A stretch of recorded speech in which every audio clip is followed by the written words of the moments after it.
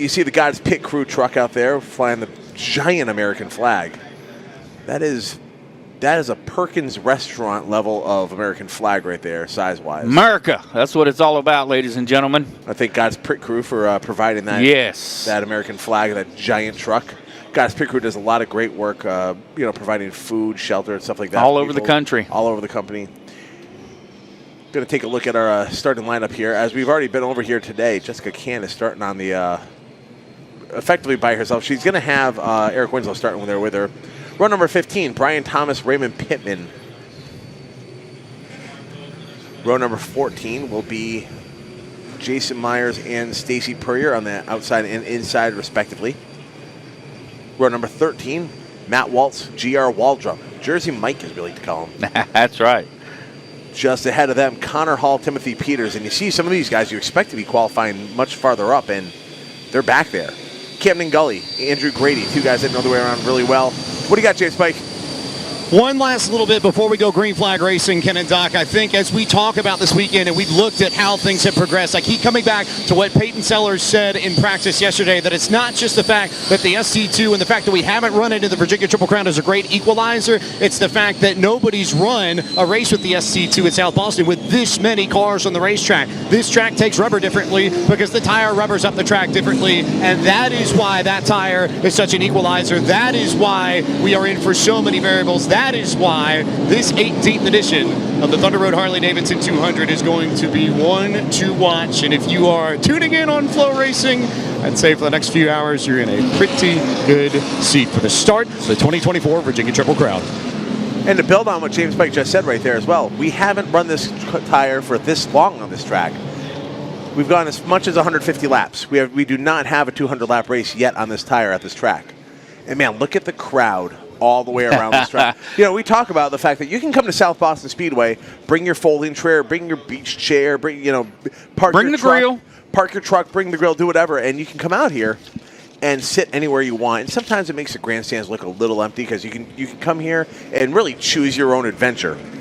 And, man, I'll tell you what, everyone chose all the adventures, and this place is jam-packed. Fantastic work, by the way, on the graphics right there. Beautiful work.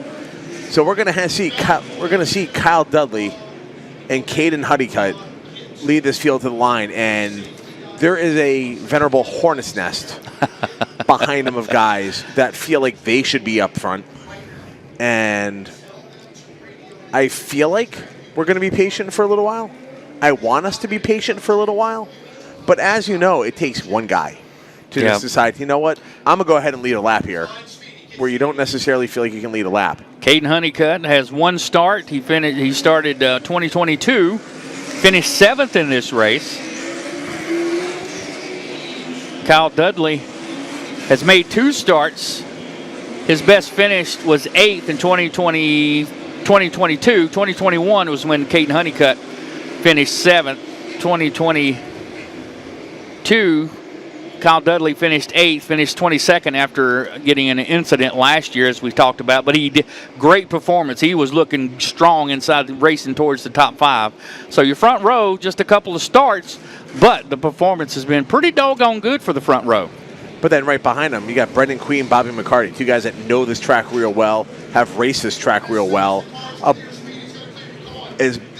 So many of these guys have been just so good out there. You see Mason Bailey, Chase Burrow, on the other hand, not a lot of starts here. But then Carter Langley, Peyton Sellers, multiple championships won here at the track. Trevor Ward has a ton of races out here. Tate Fogelman's in a car that has won this season. And set the fast time so far for our weekly racing shows. Deacon McCaskill knows his way around here. The governor. Blake Stallings has a win here.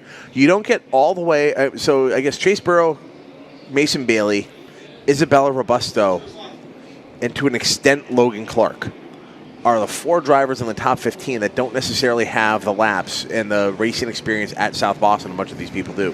What that should lead to is some good, hard, clean racing, at least for the first 50 laps. We'll see what happens from there, because we're racing to $250 courtesy of Gutter Works at the end of this first stage.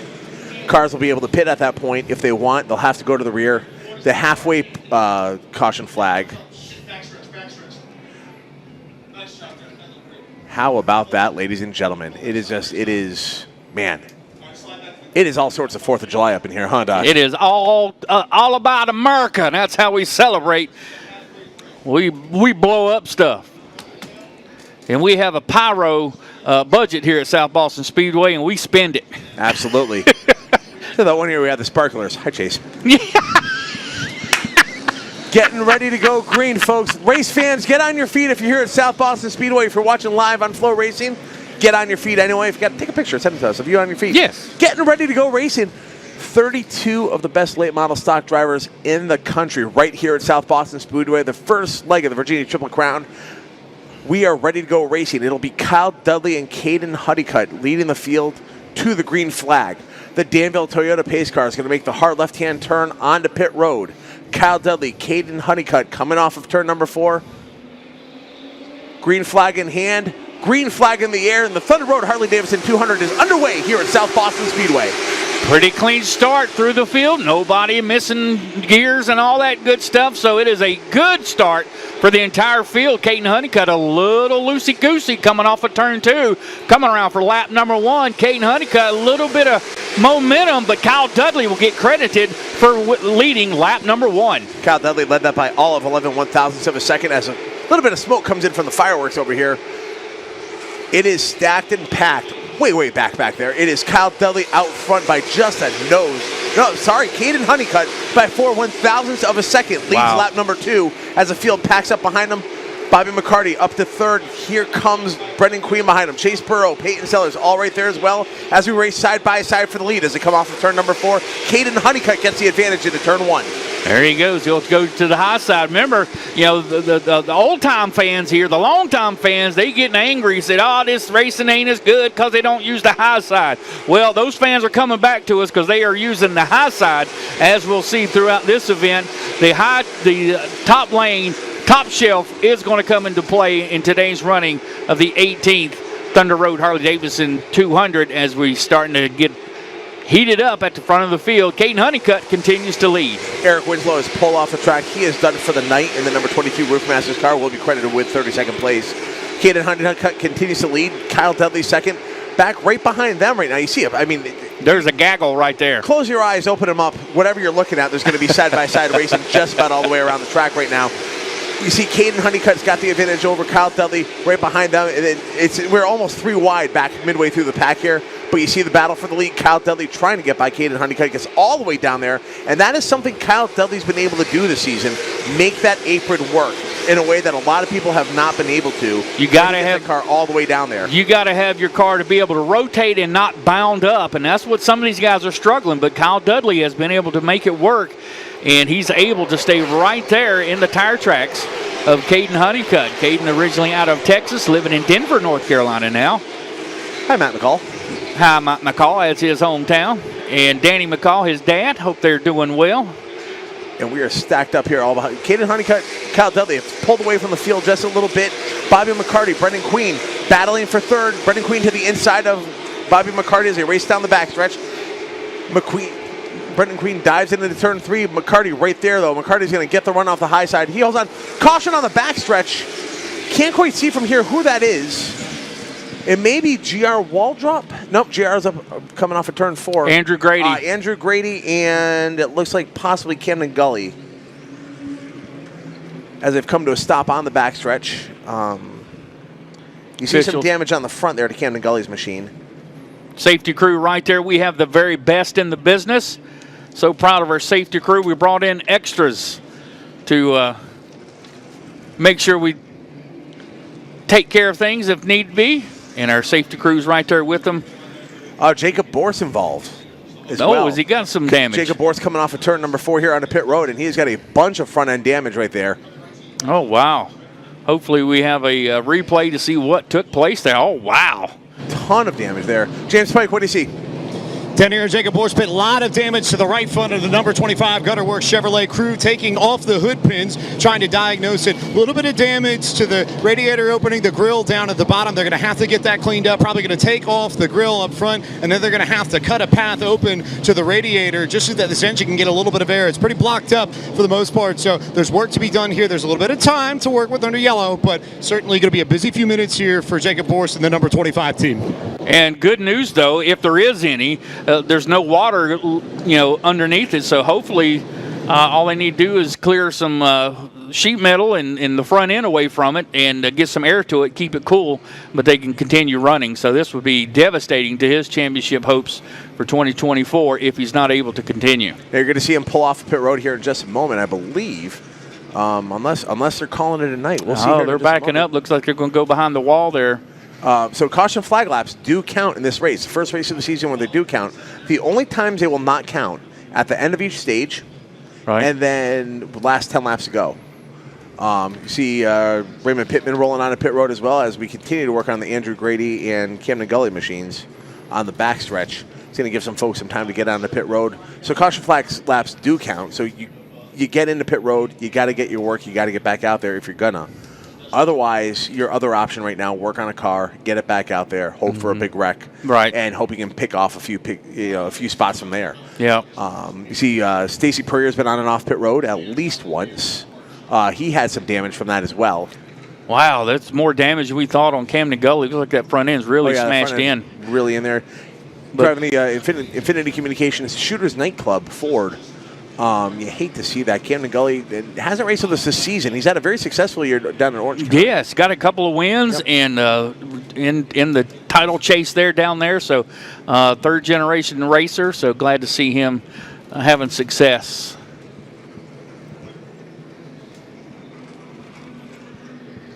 Still under yellow. Let's go down trackside to James Pike. Jacob Horst here with me. Jacob, what did you see from your perspective on the backstretch that ultimately put you out tonight? Yeah, we were rolling that outside really good. That's the best car I probably had on that outside, and but they would have kept rolling up through there, and just two people being really impatient at the beginning of the race that cost us a lot. So just people being a little bit too impatient for a long race. But I hate it for my guys. They've worked their butts off the last 2 days, and we finally got the car to where it needed to be. I feel like for this race, it was on a roll. So we'll try to get it back together and come out next time and try to get a win. Doc and Ken, we talk about the luck factor here at South Boston. Sometimes you need a little bit of it. Tonight, Jacob Borst did not. Very different from the 2 years ago finish here where he was sideways and runner-up. Tonight, early exit for Jacob Borst. Yeah, I hate to see that. Jacob Borst got him a victory a couple of weeks ago and has led 59 laps up so far. 7 top 10s. In the 8 starts so far this year. This is going to be devastating to his championship title chase in 2024, but they'll come back stronger than ever. Richard, it's one of those deals. It's a tough racing deal. Again, the good news, if there's going to be any, is that with the way that the points are shaking out in this race, he's not going to lose so many points to everybody. Right. He's going to lose. I mean, he'll lose. I haven't counted exactly how many people get points in this one. It'll be about 15 or so. I'm getting ready to count them. Yeah, so he's gonna lose a handful. Yeah, no doubt about that. But he's not going to take quite the beating that he would have otherwise. As we continue to try to get Andrew Grady's car peeled off the wall back there as well. The good news is what we're not seeing a lot of is people out there with sand and brooms and all that. So the bent up race cars over there are not really causing anything where we're going to have a long, lengthy cleanup. Once we get these guys off here, everyone's probably about in the order they need to be. We'll get racing again here real soon. Racing to the first scheduled caution flag of lap 50. And with that, you will receive 14 cars is what I'm being told here from Doc that are out here for track points. Yeah, but all cars will get national points. Correct. Yes. So we're 150 laps. 50 lap stop will be for Gutter Works. Lap 100, the halfway point. That is when everyone can come onto pit road and everything. That is presented by Sparks Oil in Sunoco. $500 for that, and the Stage 3 winner, Southside Disposal, $250. That will be on lap 150. All of those caution flags, when we come back out, caution flag laps do not count, so you're not losing laps of guys just rolling around. We're anticipating those after all these caution flags at 50, 100, and 150. We're anticipating about 4 to 5 caution laps. Yeah. But again, those laps will not count toward the overall total. And then just like they do up the road at Martinsville Speedway, the last 10 laps of the race, caution flag laps do not count. During that halfway break when they get to go to the pits, I'm sure they'll fuel up because I think it's, we'll keep going until we get those laps in to go to the end. So if we have to run a bunch of caution laps for a major cleanup, fuel might come into a factor. So I'm sure someone will take some fuel. But, if you don't want to fill it up, because if they're working to get the car on a certain balance, certain part of the race, too much fuel will upset that balance. Yep. Yeah, so there's a lot of stuff going on with these guys as far as how they work all this and all that, as far as what they want in their car. And the thing about it is you can come in at that 1/3 or 1/4 way break there at lap 50. You can come in, you can't take tires, but you can get all the, do your other work you want on the car, but you have to you'll restart at the rear of the field. Right. You won't lose a lap if you're working on the car for the 2 or 3 laps or whatever it is, but you will have to go to the rear. And when you've got 29, 30 cars on the track still, you're going to have a bad time from back there. So I don't know. J.R. Waldrop rolling around. Thought he may have been involved in something earlier, but it looks like he's just coming on a pit road right now, right behind Jacob Boris. And we haven't mentioned this is a choose race, too. Oh, yeah. Well, they're all choose races here. Yeah. Well, not all late model. There's a good view of folks making their choice. Some tracks, only do choose racing on special events, so forth. There we go. We got a backup if we need extra flagman. Doc, every race here is a special event. Yeah, well, you are correct, sir. Yes, sir. Great shot of the crowd there. Fans having a great time here at South Boston Speedway. Fun for the entire families. We won to go and to stripe.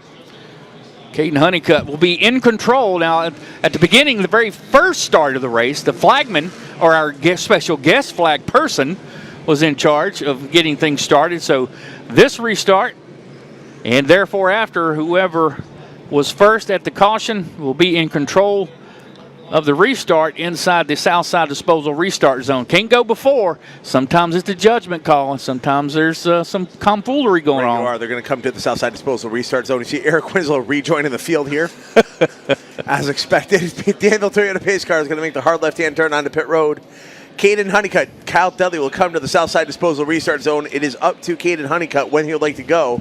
And it looks like what he's going to like to do is right now get going. Kyle Dudley to the inside. Dudley didn't quite go and got a kick in the pants by Brendan Queen. Butterbean right on the tail of him. That's going to let Caden Honeycutt pull away. Side-by-side battle for second. Bobby McCarty on the high side. Kyle Dudley to the inside. And the whole field is stacked up behind those two guys right now as Caden Honeycutt runs away into turn 1. Couldn't tell if he just spun his tires. You didn't hear it over rev, so I don't think it was a missed gear type situation. But the contact there with Brendan Butterbean Queen, he did make contact but did not smash the nose in as Bobby McCarty goes up the track. Might have a tire going down. There's some kind of mechanical issue. McCarty got bumped and went right up the track and did a great job saving it. However, there's only so many places you can put a race car on the track right now. And what that causes is almost like we saw in our Hornet race. Yeah. Which, you love to compare the late models to the Hornets, so here we go. Every day. Just like the Hornet race, someone got backed up, kind of spread the field out a little bit. Now here we go. Trouble down the backstretch. It looks to be... It's Mason Bailey. Yeah, Mason Bailey. Yep, I saw him. He went way high in turns 1 and 2. Thought he was going to have in that same spot we've seen before where they get just out of the groove, drift up the track, and almost tap that wall. Right on the exit of turn 2 there, the wall isn't straight right away. It comes in, and that's where cars and haulers and everything come in.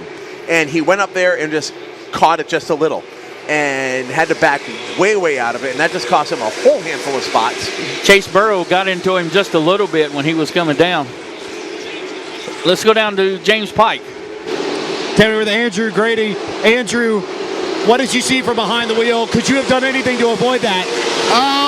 Guys just not giving any room, squeezing each other. I know we got to go. We're in the back, and you got to make everything you can up, but it's 200 laps.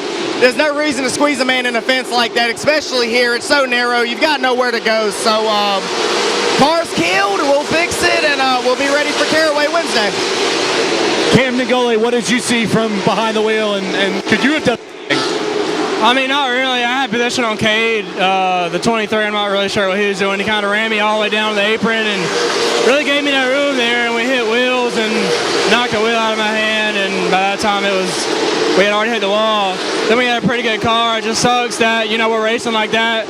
This early on, I know, he's got a lot of experience, and I thought he would race me a little cleaner than that, but killed our front clip, so I'm not really sure what we're going to do about that, but we'll take it back to the shop and see if we can get it fixed up. Early casualties at the Thunder Road Harley-Davidson 200, Dr. Ken. Man, I hate to see that for Camden Gully. Sharp young man, did some racing with us full-time last year and really coming into his own at Orange County, just down the road. Got him a couple victories there. So hate to see him out, and Andrew Grady, who showed a lot of promise and speed in practice throughout the day yesterday and today. But just kind of, like we saw in the open, how James explained and showed how that wall, it's almost like you come out and have to turn left a little extra, get down the back straightaway. Plus, you got banking over there, so that really upsets the car as you exit turn number 2 as well. Yeah, you just get a little too high up there, and it'll not necessarily always snap you around, but it's going to cause you to get a little loose. And then, trouble off turn number 2, down the backstretch. Isabella Robusto goes around. Bobby McCarty up by the wall. Caution flag flies. Second time tonight on lap number 33. Isabella Robusto comes to a stop right by the entrance of turn number 3. Bobby McCarty continues on, but has come to just about a stop, and he's going to try to get down on the pit road here. And he will get down on the pit road. Right front tire looks to be down on Bobby McCarty's machine as he comes limping down the front stretch. Not sure which came first, the contact with Isabella Robusto or the right front tire going down. But McCarty comes to his stop right behind where it says NASCAR Advanced Auto Parts Weekly Series on the wall, immediately to his crew. James Pike, I see you hustling on over to the 6 team. What do you see?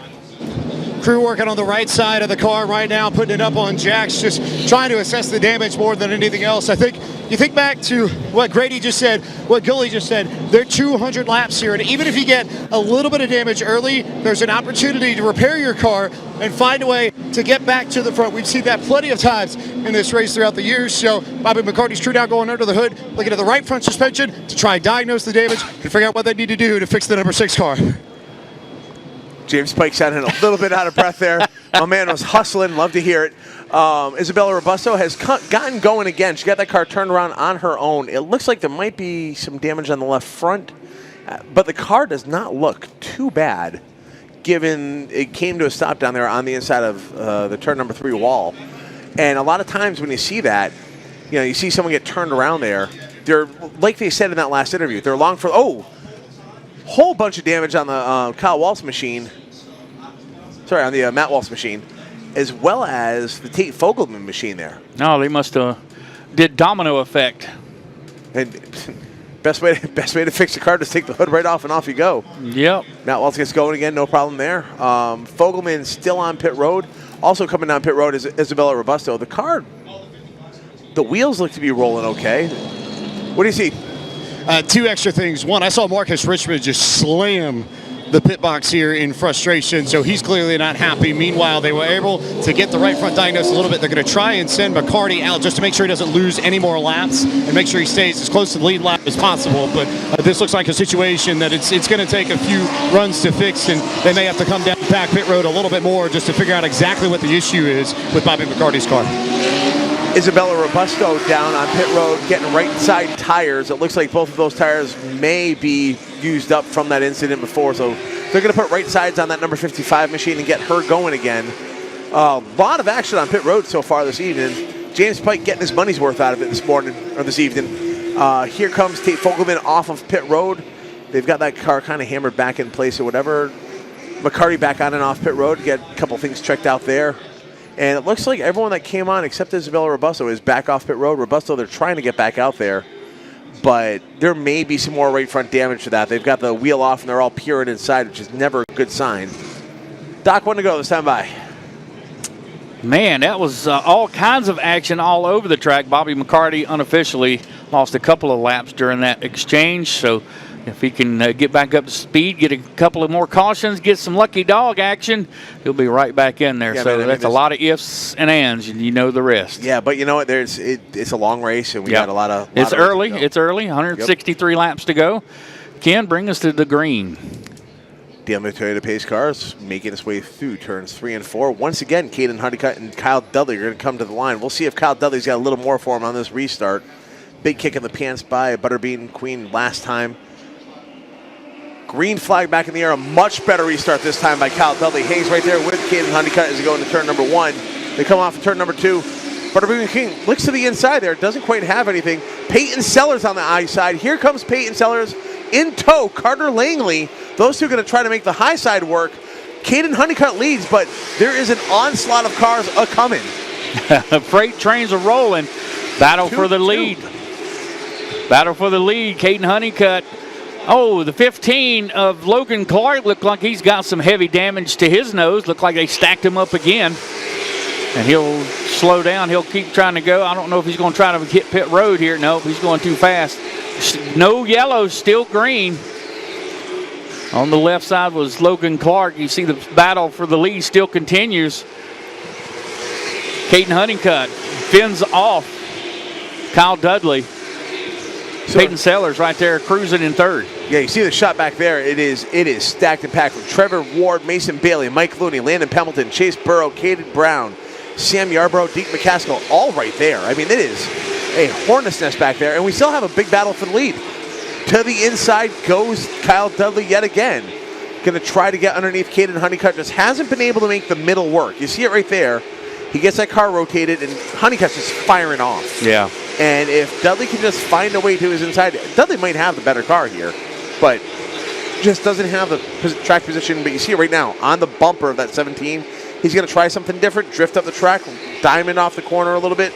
Didn't work that time, might work later. And you don't know how hot he's firing up his tires by trying to make that pass on the bottom side. Let's go track side with James Pike. Yeah, Doc, I'm down here back in the RNS race cars pit. Logan Clark's team trying to assess the damage on the front of his car. There was a stack up on that restart. Looked like somebody missed a shift. Logan was just at the end of that train. But this is the second RNS race car of 3 that's been hit with some sort of incident early on in this race. Deke McCaskill of the trio is the only one that's had a clean race. So a few cards out of the deck for RNS race cars early, and a lot of eyes now on Deke McCaskill to carry the banner for that race team now. Deke McCaskill currently riding right now in 15th place, but that is still a long race to go. And as we talked about, if you can keep that car in one piece, you're going to have a good night. Yeah. So far, RNS race cars not having a good time. Man, I'm telling you, hate that for Marcus and all of his crew there. Absolutely. Towards the drivers. Kyle Dudley still wearing out the backside of Caden Honeycutt in that 17 machine on the right side. You got a pair of 77s on the high side of Superman. On the bottom side, that is Trevor Ward in the gray 77. Right there in tow is the 87, the People's Champ, Mike Looney. Blake Stallings on the high side in the white and purple. Got that high line working. I told you they're going to work in that high line. We saw Blake Stallings use that to great effect to a win a few weeks ago, and once again is starting to check out just a little bit on the other 77 of Trevor Ward. Trevor Ward, no stranger to racing here at South Boston Speedway, hasn't been here much of this season. Mike Looney right there with him as well. That battles for 6th, 7th, and 8th. Landon Pumbleton's just a little bit back in 9th right now. He's got a train with Mason Bailey, Chase Burrow, Cade Brown, Brandon Pierce all right there. And out front, though, still the battle going on. Great shot there on Mike Looney. Oh, caution is out. I don't see it. Caution out. Do you see it? I do not. Oh, what lap we on? Oh, it's 47, Doc. Okay. We didn't make it to 50 yet, so that is coming up, stage However, 1. we will be making a 2-lap 50 here, so this is going to be our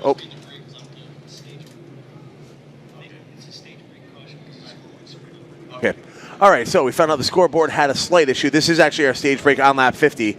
Scoreboard is showing a couple laps down there, so this is lap 50. We do have somebody upstairs basically keeping track of this by hand in case there's a problem with the scoreboard. And there we go. So this is our lap 50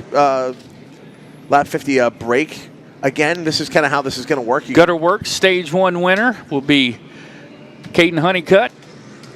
Stage 1 winner, $250, Ken. Yep, $250. Caution flag laps do not count during this. And we'll get going again here in just about 3 or 4 laps.